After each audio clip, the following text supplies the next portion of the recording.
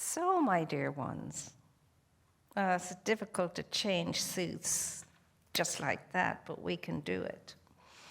Suits of clothing, that is. And so we have the joy of continuing again this month in our organization to be vitally aware of our inclusive communication and movement and action with each other. And so today's topic, Color Me, has to do with us having the opportunity to come to the awareness that we are very much a kaleidoscopic array of variety when it comes to Spirit's own expression of itself in all of its creation. And of course, we're talking today about inclusion and integration and unity and oneness.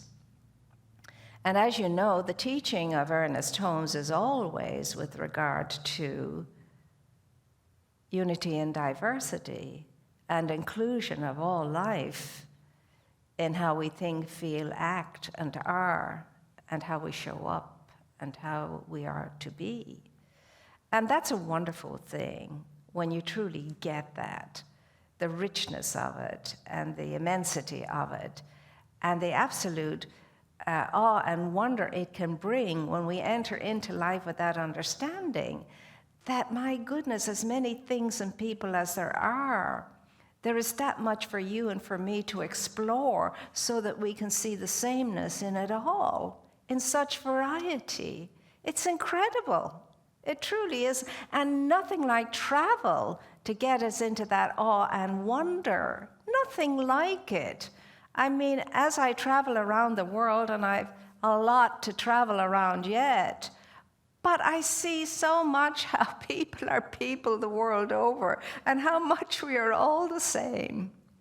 Truly, though very, very different, and sometimes I can't understand the language, but I can understand the movements and the gestures and the facial expressions, and we truly and really are all one. There's no doubt about that in my mind. And I love our teaching of Ernest Holmes, the founder of Science of Mind and Spirit, which is the science of mind and the practice of the heart. And it's totally inclusive of every person, place, and thing in this great arena of creation and our interaction with it all. It's such a vibrancy, it's such a beautiful teaching and concept, and huge phenomenal ideal, and it's no wonder there are so few of us really, because it's truly challenging every moment of every day of our lives. To take responsibility on our own shoulders for the life that I am living, and you are living, and to be strong in it, and to be seriously okay with all of it, its challenges, its ups, its downs, knowing that the way Spirit as form, the way Spirit in material form grows, expands, and expresses itself as more and more and more is through evolution. We're always evolving into something more than we've ever been before. We do that from the moment we are conceived in the womb. We change all the time, and we're ever changing since. Every single moment we are in a process of continuous change, mentally, physically, emotionally, and spiritually. We're all the time becoming more and more and more. What I was as a baby, I am not that now, thank goodness. And so, which reminds me, I got a beautiful thing from Ireland this morning, a little picture of a baby on the phone with her hand like this, and she's very worried. And she's wearing a little diaper and a lovely pretty top, and she said, "Oh, please, Nanny, will you tell them people, please, to put on their masks and wear them? My goodness, I have to wear a diaper every day, and nobody says a word about that." I thought it was very funny anyway. So you and I have this opportunity to be all that we can be. And when we're all that we can be, we're a ball of electrifying energy and light and upliftment and affirmation and celebration.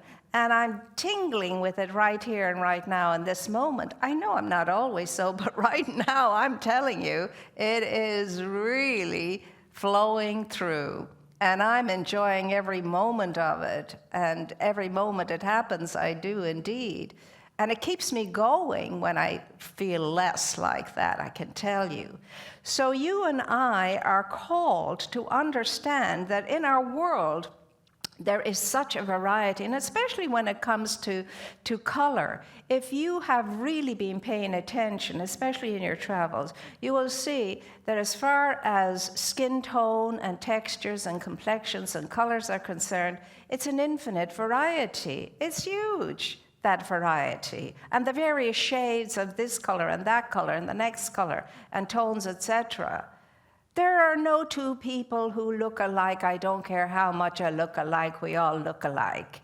There are no two people looking alike. It's the same even with our eyes. Even though our eyes may be brown or hazel or gray or blue or whatever, there's a difference in us all. Now remember, the color of Jesus himself was deep olive. He had a deep olive complexion. And he had brown eyes and dark hair.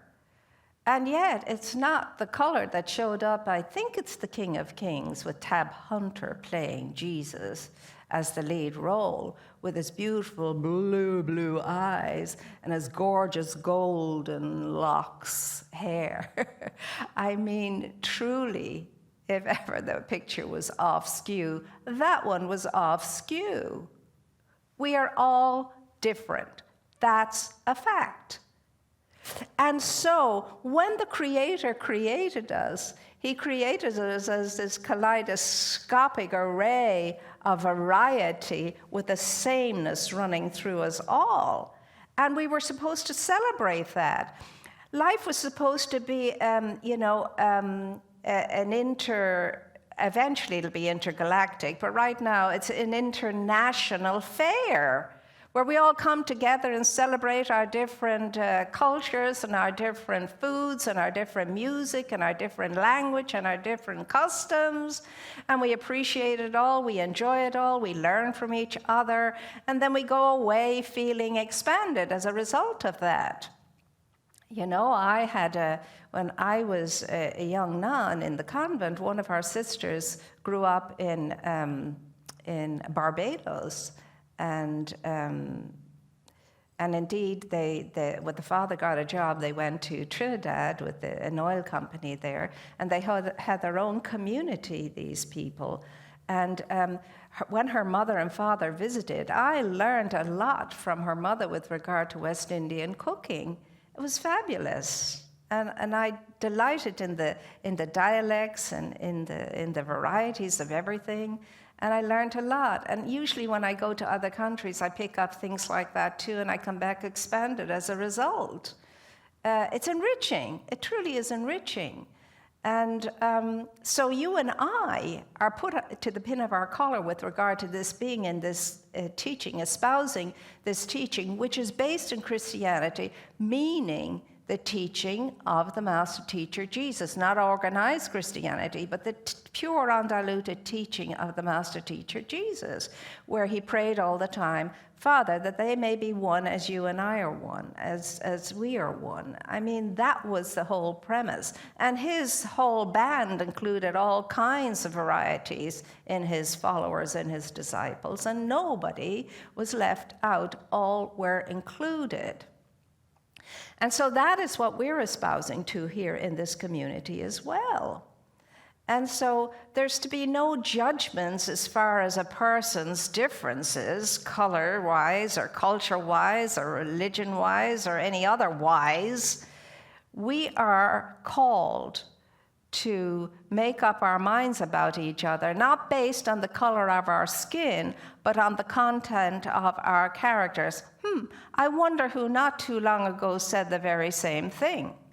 Yes, the good, amazing Dr. Martin Luther King Jr.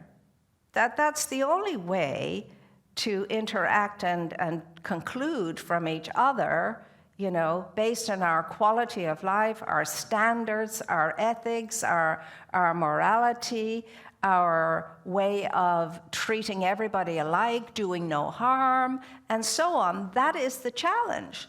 So this week, what our organization, Centers for Spiritual Living, is calling us to is to focus in on the big question, what am I doing myself? What am I doing myself to grow in me that sense of awareness of this intercollectivity, this interconnection, this moving, real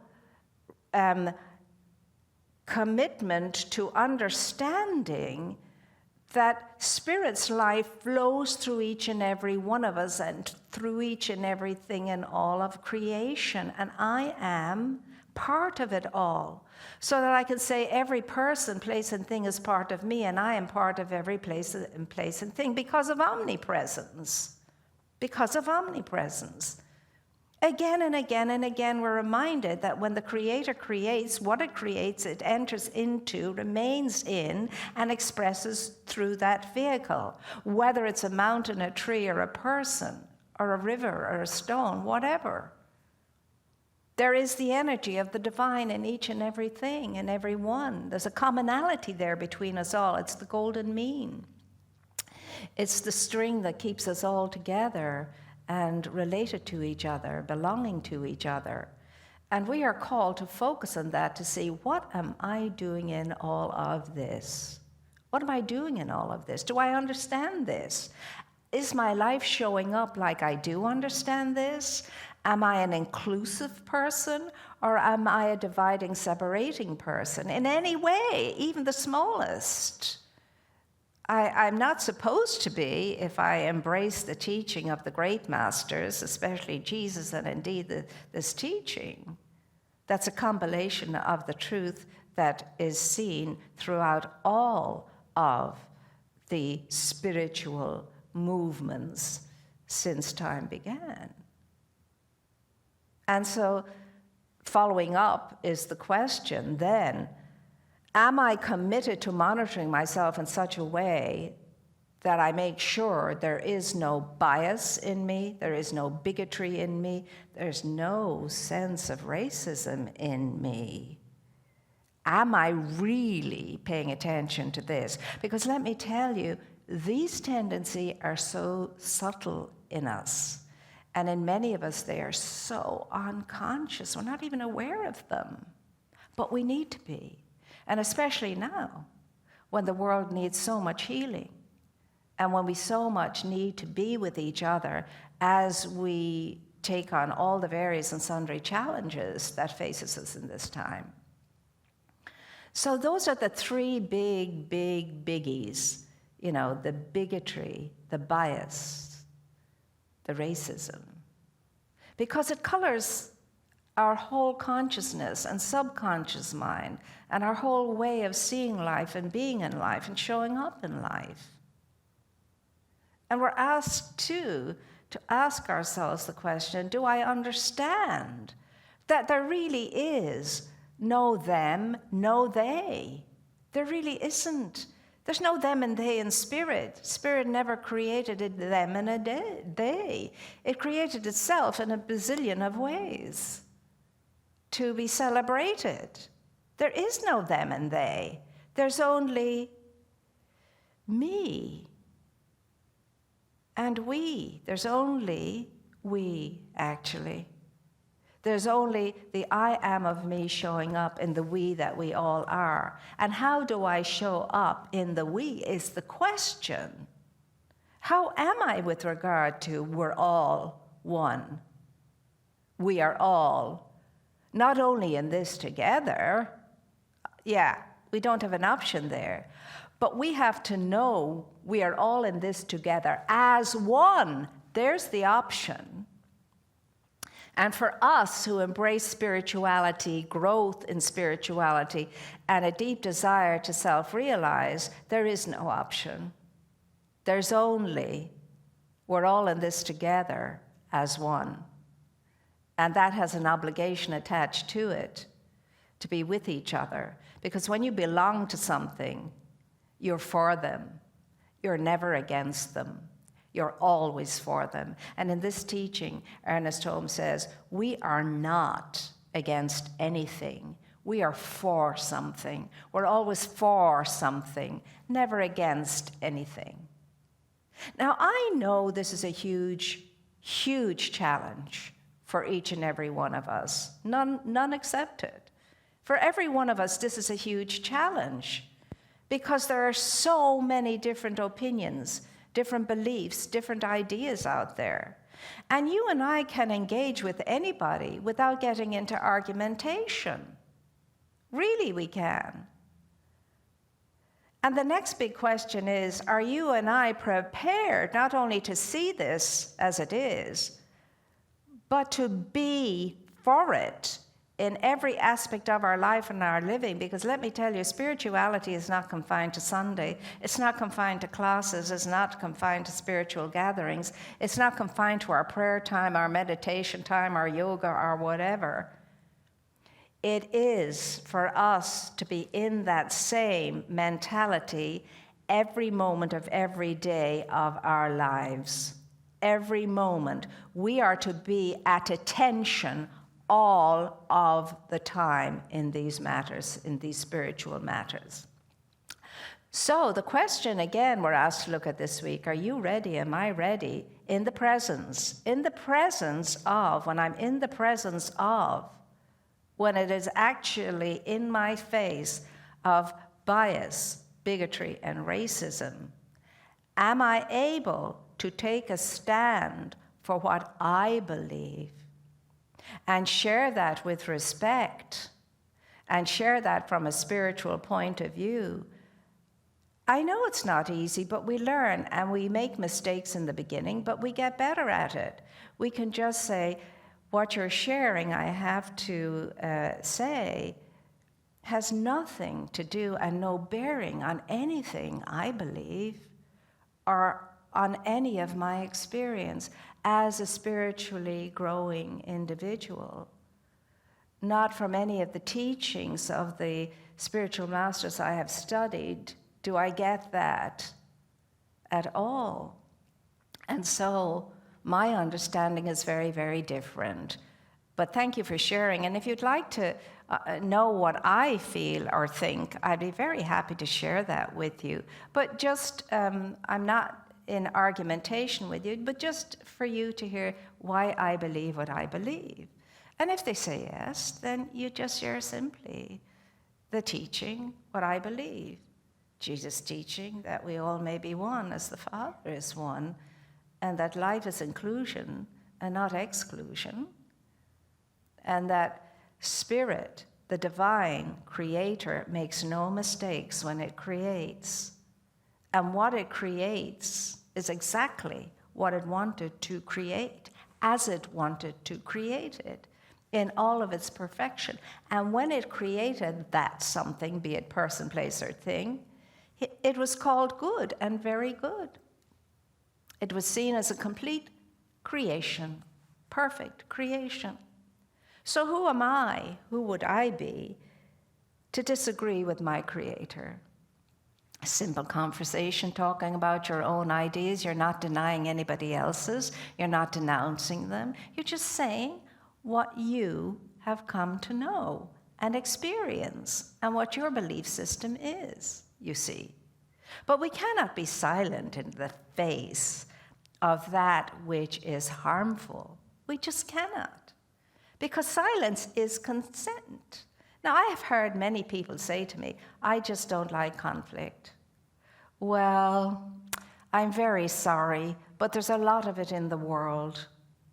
And when it arises, we ought not to be afraid of it. And again, another great question we ask ourselves this week is, do I have the spiritual fortitude to speak up and share my simple views without denouncing anybody in a respectful manner, regardless of consequences, because sometimes there are consequences for speaking up. We all have learned that. But with spiritual fortitude on our side, spiritual courage and strength, we can do it, and we can grow as a result of it, we can grow and grow and grow and grow in ways you've never imagined. That the good that comes out of such a thing is amazing. And sometimes it helps the other person to grow too. It really does. Who knows whose mind might be changed if you were to share your spiritual point of view, and I was to do likewise. And here's the beauty and the grace of this. You don't have to do it alone, and neither do I. Not only do we have the power and the presence of Spirit backing us up and giving us everything we need in order to be able to do this and do it well, we have each other. We have each other. In spiritual community, as I understand it, we're here. We're here with each other. We are here to make this journey alongside of each other. We are here to be a support to each other, to be that wonderful sense of spiritual friend, so that when we mourn, we'll cry together. When we celebrate, we'll be in joy together. When we are weak and weary, we can make each other strong with our support and our encouragement. When we falter, we can remind each other that that's okay, but we can still keep going forward, and we'll get everything we need in order to arrive at our goal, which is to come back to ourselves, to arrive back home to ourselves and that wonderful truth of being in freedom. We have each other. That truly is what spiritual community is about. So you best know by now that you are supported, loved, and cherished here in this community, that our ministers, our practitioners, our wonderful people, membership, our wonderful board of trustees, our amazing staff are all here to celebrate, support each other, to do whatever we can do to help each one of us to be the best of ourselves, to flourish and to thrive. And when we as a community flourish and thrive, we all flourish and thrive. That's the way it works. It's so much better not to go it alone. Doesn't matter how successful we are. If we went and walk the road of life alone together, my goodness me, how different that would be if we knew we had a community of people that we could depend and rely upon for nurturing, for sustenance, for support. How beautiful that would be. And it is the truth that sets us free, that we were created to be in communion with each other, to be a spiritual community, and to grow together. And so you will always be reminded here, no matter what the circumstances are, your situations may have been, or how you've been in the past, right here and right now, that could completely change if you open up your mind to it and allow that beautiful expression of Spirit to pour through. Because I will remind us all again before we conclude this time together in this message of the divine moving through us all right now, that each and every one of us is the delight of Spirit, its own individualized expression, perfect in every way, and that we are a point of its light and power through which all of its empowerment, its grace, its fullness, its completeness can come through in all of its radiant magnificence if you would allow yourself, if I would allow myself to be the outlet to the inlet of all of that amazing wholeness and completeness of being. It's yours, it's mine, for the open receptivity to it and the desire for it. Why wouldn't we say yes? I'm knowing that you are just jumping up and down on your seats right now saying, yes, of course, I'm one with the whole process. I'm in. I'm one. I'm going to roll up my sleeves now and get the benefit from all of this as I experience it in a new perspective of so much greater and grander perspective. I'm out of the box. And so it is.